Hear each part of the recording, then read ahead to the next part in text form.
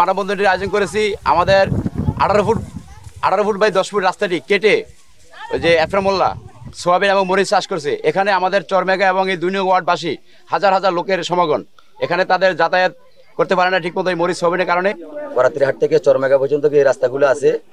ওই চরমেগাতে আপনার 18 বা 15 ফিট রাস্তারে আপনার জোরদখল করে রাখছে যুবলীগ নেতা এফরান মোল্লা, শাহজালাল মোল্লা, দাদুন মির্জা ও রব মোল্লা। তাদের নেতৃত্বে 15 ফিট রাস্তাটা কেটে 50 ফিট করেছে পাশ। এটার ভিতরে আপনার মরিচ সোয়াবিন চাষ করছে জোরদখল করে। চরে হাজার হাজার মানুষ আছে, কৃষক লোক আছে, তাদেরকে যাতায়াত করতে দিতেছে না।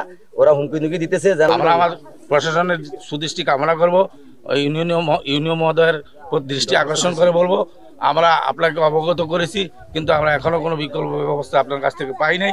আমরা অতি জরুরি এই চরমণি মাটি মহান চরমেগার গরিব কৃষক ভাইদের স্বার্থে আপনি আপনার আইনগত ব্যবস্থা নেবেন।